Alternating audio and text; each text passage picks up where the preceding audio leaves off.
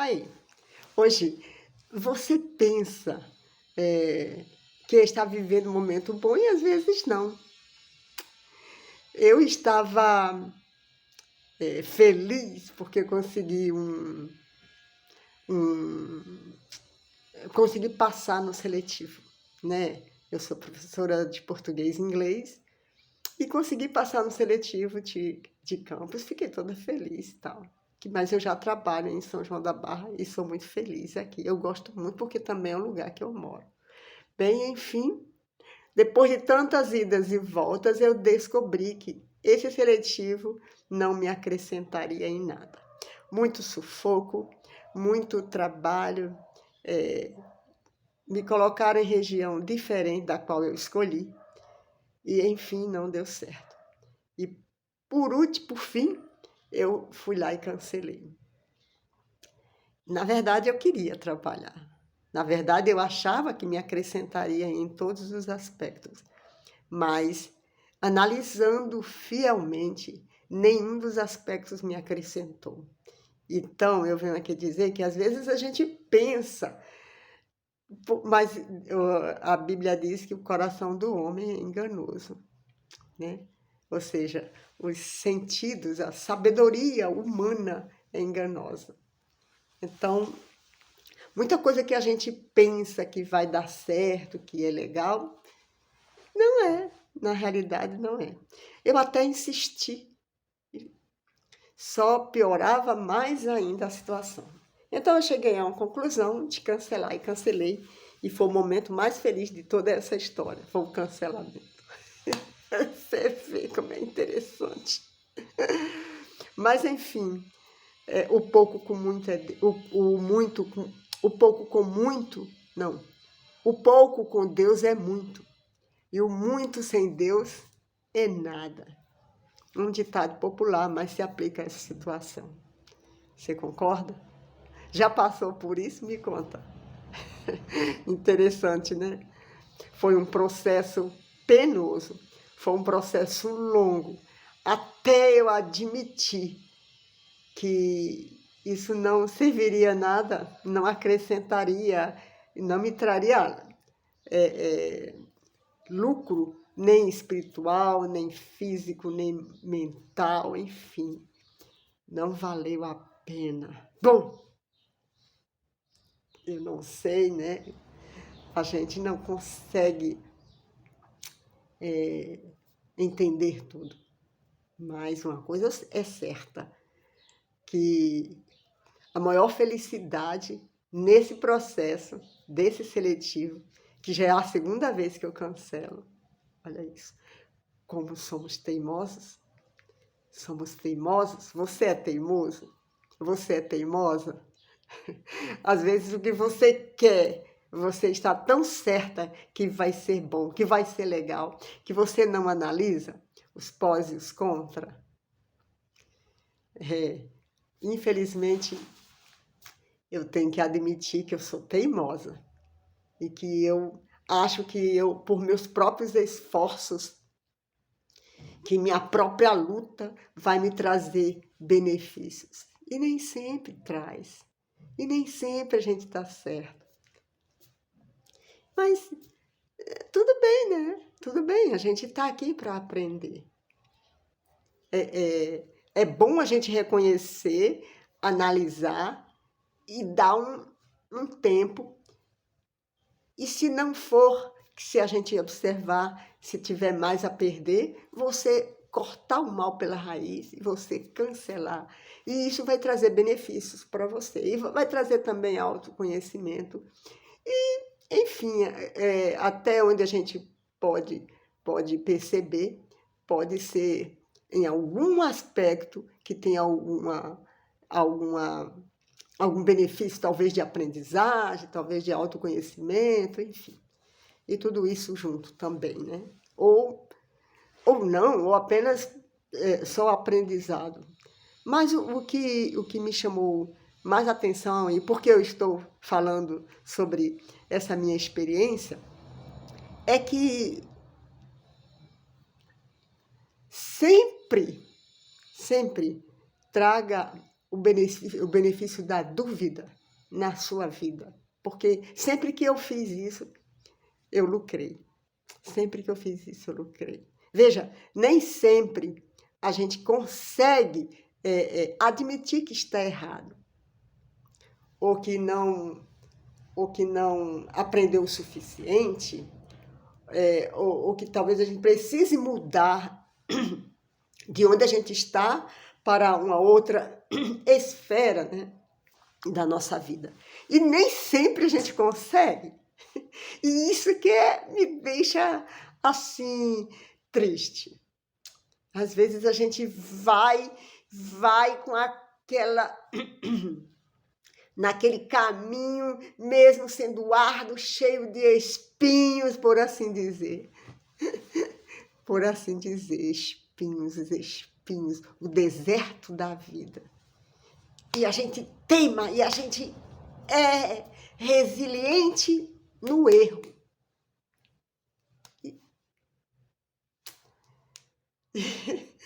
E você já sabe, né? O desfecho desse problema na nossa vida. Consequências, só trazendo consequências ruins e tal, e vai assim, insiste, e vamos lutando contra a realidade que a gente está vivendo e não admite. A realidade ruim, a realidade, uma decisão, uma escolha péssima, e a gente insiste, e a gente vai à frente, e a gente luta contra, no fim, Deus. O Espírito Santo que diz: pare para pensar, pare para recuar, pare, mude a estratégia, mude o caminho. A Bíblia é cheia de sabedoria. Muitas coisas que a Bíblia fala, quer dizer, entre aspas, né, que Deus fala na Bíblia, ou seja, só são flores. Tem muitas realidades de guerra, de morte, de decisão errada, de situação difícil. Só um exemplo, a situação de Davi, né? Com a mãe de Salomão, Betseba, para você ver, se você conhece, que ele praticamente matou, ele mandou o esposo de Betseba para a linha de frente na guerra para que ele morresse. E ele deu o decreto ao próprio Urias, que era marido de Betseba. Isso tudo para ficar com a mulher dele. Fora as guerras e as matanças, né, que Davi cometeu para salvar, né, o seu povo na época, enfim. Mas, de qualquer maneira, é morte, é assassinato, né? Você entende onde eu quero chegar? Davi agiu, se arrependeu, e a Bíblia diz que ele era segundo o coração de Deus. Veja como Deus nos ama a ponto de nos perdoar tanto. Onde você está? Nesse momento, onde você está? Que caminho você está tomando na sua vida? Será que você está no caminho que traz benefícios para você, para a sua família? Será que nesse momento você não tem que recuar e cancelar tudo isso? Porque a vida é feita de escolhas, de decisões. E há consequências dessas decisões, boas ou ruins, ou más. Isso vai depender dessas escolhas, desses caminhos que você está tomando. Então, veja, eu estou lendo aqui a lei como promessa de Deus para nós. Veja, para que a nossa vida se encaminhe, e essa é a conexão que eu quero fazer entre a escolha que a gente toma, o caminho que a gente decide caminhar, né?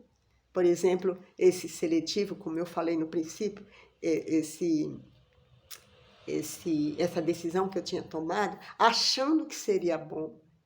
Poderia ter sido bom mesmo, se as coisas seguissem como eu planejei, em primeira região, né, sem problemas, com aulas durante as manhãs, ou uma ou outra à noite, ou só pela manhã. No meu caso, eu queria só pela manhã cedinho. Sendo a primeira região, seria aqui mais perto. Sendo também em Martim Lages, seria pertinho de... Mas nada disso aconteceu. Eu fui para a região distante, me colocaram em região distante, em períodos picadinhos pela manhã e à noite, e no fim das contas eu insistia, e via que tudo isso, nessa confusão toda, eu só gastei tempo, dinheiro, fiquei decepcionada e me tornei um enfado. Para mim, era um enfado na minha concepção. Tudo isso foi um enfado. E percebi como o Salomão falou, tudo debaixo dessa terra. Vaidade, né? Correr atrás do vento. Mas eu estou linkando com a lei, como promessa de Deus para nós. Porque tudo que Deus faz na lei é para nos proteger. Tudo que está escrito na Bíblia, de certa forma, vai nos proteger. E com relação à lei de Deus, é o caráter dele. A lei moral. Eu não estou falando, porque existem vários tipos de leis. Existe na Bíblia leis civis, lei cerimonial, que essa aqui já está extinta, né? A cerimonial, que seria, segundo nós entendemos, até o sacrifício de Deus. Então, que foi a matança dos animais, né? Como sacrifício. Que aí, no caso, ele apontava para Deus, ou seja, mostrava que Deus ele seria o último do sacrifício, o sacrifício tipo, o sacrifício verdadeiro. E aí todos os sacrifícios que eles faziam pelo pecado acabaria na morte de Jesus, como aconteceu. E aí acabou a lei cerimonial. Todos nós sabemos disso, está em Êxodo. Mas aqui nós estamos falando da lei moral, que é o caráter de Deus, a maior característica que temos de proteção nessa terra escrita na Bíblia. Na verdade, a proteção é o próprio Deus, né? Então, se nós lermos Romanos 3:20, Romano diz assim, ó, por isso nenhuma carne será justificada diante dele pelas obras da lei, porque pela lei vem o conhecimento do pecado, mas agora se manifestou sem a lei. A justiça de Deus, tendo o testemunho da lei e dos profetas, isto é, a justiça de Deus pela fé em Jesus Cristo, para todos e sobre todos os que creem, porque não há diferença. Porque todos pecaram e destituídos estão da glória de Deus, sendo justificados gratuitamente pela sua graça e pela redenção que há em Cristo Jesus. Então, voltando ao assunto, abro um parêntese aqui. Voltando ao assunto do seletivo, né? Concurso que eu fiz, e fiz prova e passei e tudo mais. Esse seletivo era apenas por 1 ou 2 anos. Já fiz vários, já desisti uma vez por isso, e agora estou desistindo. A primeira vez foi porque eu não consegui responder ao e-mail que eles mandaram no momento certo. E aí se arrastou, no fim das contas, eles me induziram, né, a cancelar.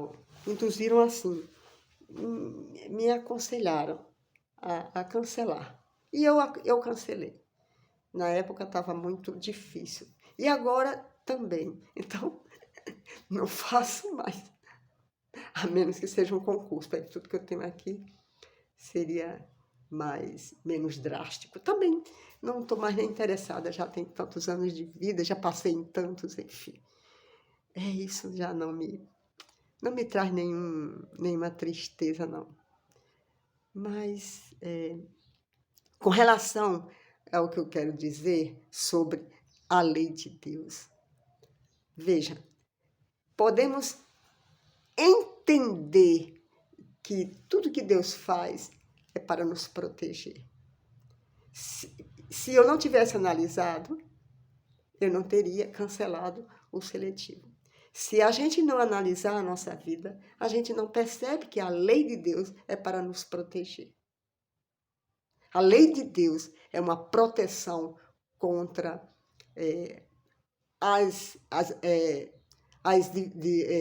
os problemas externos ou até mesmo os problemas que nós temos psicologicamente, as nossas cargas, né? Tudo que a gente traz, talvez o que a gente tenha aprendido, que não tenha alinhado, que não tenha alinhamento com Deus, com a Bíblia, enfim.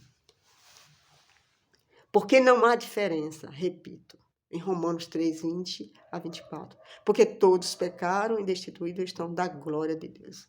Nós não temos a glória de Deus, porque nós estamos em pecado. Estamos destituídos da glória de Deus, sendo justificados gratuitamente pela sua graça. Entretanto, porém, contudo, Deus nos deu a sua redenção. Deus nos redimiu, nos trouxe ao seu plano de volta, né? De graça, gratuitamente, não pela lei. Não pela lei, não é interessante isso? A lei nos serve para nos proteger, mas ela não nos salva. Simples assim. Quem nos salva é a redenção, é Deus. Deus morreu na cruz gratuitamente por nós. O seu sangue, o seu sacrifício, o seu amor nos traz de volta à eternidade, se decidirmos acreditar nele e trilhar os caminhos que ele nos ensina através de seu caráter e de sua lei, que não salva, mas uma vez salvo, vai querer obedecer a Deus. E essa lei moral, já está dizendo, é o caráter de Deus. É tudo que precisamos para sermos protegidos de muito dos males que podem nos atingir. Então, pela redenção que há em Cristo Jesus, então foi nos dado gratuitamente. Gratuitamente. Você aceita? Você aceita ser redimido por Deus, por Jesus Cristo? O termo hebraico que se refere aos 10 mandamentos, eu não sei ler em hebraico, então eu vou ler como está aqui, tá bom? E aí vocês que conhecem a língua, me perdoem, Dabarim, Êxodo, diz assim, ó. E esteve Moisés ali com o Senhor 40 dias e 40 noites, não comeu nem pão, nem bebeu água, e escreveu nas tábuas as palavras do concerto, os 10 mandamentos. Deuteronômio 4,13. Então vos anunciou ele o concerto que vos prescreveu, os 10 mandamentos, e os escreveu em 2 tábuas de pedra. Deuteronômio 10:4 diz: Então escreveu o Senhor nas tábuas conforme a primeira escritura, os 10 mandamentos, que o Senhor vos falara no dia da congregação, no monte do meio do fogo, e o Senhor mas deu a mim. Então eu li para você Êxodo 34, 28, li que Moisés esteve 40 dias e 40 noites. Nesse período ele não comeu pão nem bebeu água, e escreveu nas tábuas as pedras as palavras do concerto, os 10 mandamentos. Certo? Deuteronômio 4,13 vai dizer, então, Êxodo 34, 28, que eu li para vocês há pouco. Deuteronômio 4,13 anuncia ele, então, o concerto que prescreveu os 10 mandamentos e os escreveu em 2 tábuas de pedra. 4,13. Deuteronômio 4,13. E Deuteronômio 10,4 está falando que o Senhor Então escreveu o Senhor nas tábuas conforme a primeira escritura. A primeira escritura foi escrita pelo dedo de Deus. Os 10 mandamentos que o Senhor vos falara no dia da congregação no monte do meio do fogo, e o Senhor mas deu a mim, no caso, Moisés falando, né? Não significa literalmente mandamentos, mas palavras. Então, Dabarim não significa literalmente mandamentos, mas palavras. Além disso, Dabar pode significar promessa. É por isso que em várias passagens esse termo é traduzido expressando a ideia de promessa. Por exemplo, deixa eu ler para vocês. 1 Reis 8,56 diz: Bendito seja o Senhor que deu repouso ao seu povo de Israel. Segundo tudo o que disse, nenhuma só palavra caiu de todas as suas palavras que falou pelo ministério de Moisés, o seu servo. Então, 1 Reis 8,56, repito, bendito seja o Senhor que deu repouso ao seu povo de Israel. Segundo tudo o que disse. Nenhuma só palavra caiu de todas as suas palavras que falou pelo ministério de Moisés. 2 Crônicas 1,9 diz, Agora, pois, ó Senhor Deus, confirme-se a tua palavra dada a Davi, meu pai, porque tu me fizeste rei sobre um povo numeroso, como o pó da terra. Neemias 5:12 a 13. Então disseram, restituir-lhe-emos, e nada procuraremos deles. Faremos assim como dizes. Então chamei os sacerdotes e os fiz jurar que faríamos conforme esta palavra. Também o meu regaço sacudi e disse, assim sacuda Deus a todo homem da sua casa, do seu trabalho, que não cumprir esta palavra, e assim seja sacudido e vazio.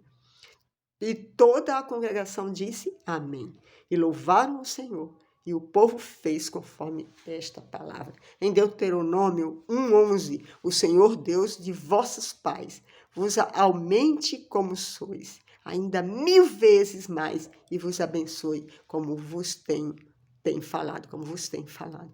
Deuteronômio 6:3. Ouve, pois, ó Israel, e atenta que os guardes para que bem te suceda, e muito te multipliques, como te disse o Senhor, Deus de teus pais, na terra que emana leite e mel. Deuteronômio 9:28, para que o povo da terra de onde nos tirastes não diga, porquanto o Senhor os não pôde introduzir na terra de que lhes tinha falado, e porque os aborrecia, os tirou para os matar no deserto. Olha isso, olha isso. Josué 9:21, disseram-lhe, pois, os príncipes, vivam, e se tornaram rachadores de lenhas e tiradores de água para toda a congregação, como os príncipes lhes haviam dito. Josué 22:4, e agora, Senhor, vosso Deus, deu repouso a vossos irmãos, como lhes tinha prometido. Voltai-vos, pois, agora, e ide-vos a vossas tendas, a terra da vossa possessão, que Moisés, o servo do Senhor, vos deu, da além do Jordão. E o Senhor, vosso Deus, as impelirá de diante de vós, e as expelirá de diante de vós, e vós possuireis a sua terra, como o Senhor, vosso Deus, vos tem dito. Veja, não esses versos todos que eu li, esses termos é traduzido expressando a ideia de promessa. Então, Ellen White, uma escritora norte-americana, que já é falecida, mas que nós temos muitos escritos dela sobre a Bíblia, e nós cremos que ela é uma pessoa iluminada por Deus para nos ajudar a entender. Não mexer no que está escrito.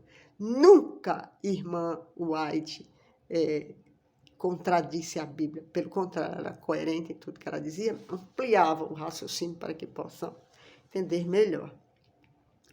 Que possamos entender. Ela faz isso em seus escritos. Ela amplia, como se eu não sei exatamente se essa palavra se aplica, mas o que eu entendo é que ela amplia aquele pensamento que às vezes para nós é difícil de entender. Então, os 10 mandamentos são 10 promessas, comentário bíblico adventista, volume 1, página 1105. Devemos entender o decálogo como promessas de Deus que nos guiarão no caminho certo para que Ele possa fazer coisas maravilhosas por nós, mas por isso devemos obedecer-lhes. Como entender, então, a declaração de Paulo de que Cristo é o fim da lei? Romanos 10, 4 diz assim: porque o fim da lei é Cristo, para a justiça de todo aquele que crê. Veja, o fim da lei, porque Cristo, ele é o fim porque é o caráter dele. Então, quem crê em Jesus obedece à lei automaticamente, né? Que todas as leis têm o propósito mostrar Deus para nós, mostrar o seu conhecimento, mostrar as suas características, mostrar a moral de Deus.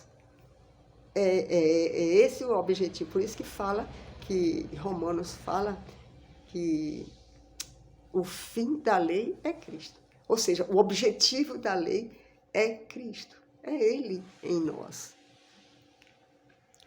Paulo afirmou que Jesus Cristo é o fim, em grego, telos, da lei, mas não no sentido de que ele a tenha abolido ou eliminado. Isso jamais.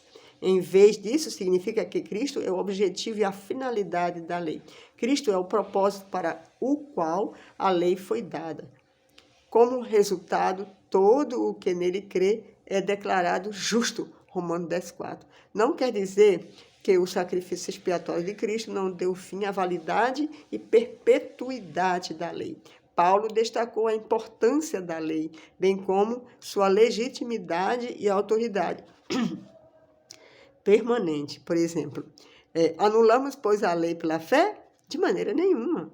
Antes, estabelecemos a lei. Romanos 3,31.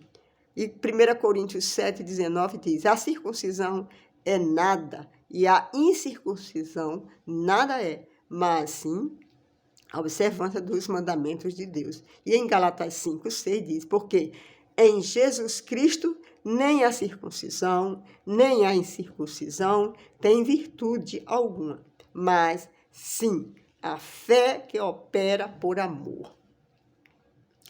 Veja bem, a palavra telos indica especialmente propósito, finalidade, e não tempo, término. Cristo é a chave que desvenda o verdadeiro significado e propósito da lei de Deus. Portanto, seria incorreto afirmar que ele tenha invalidado, substituído ou abolido a lei. Cristo é o objeto da lei, aquele para quem ela aponta. Agora eu posso fazer uma perguntinha para a sua reflexão. Como a lei aponta para Jesus? O que ela revela sobre nós? Mesmo que, de fato, nos conduz a Cristo? Fica aí essa perguntinha. Responda. Um abraço, um beijo no seu coração. Tchau. Estaremos de volta, viu?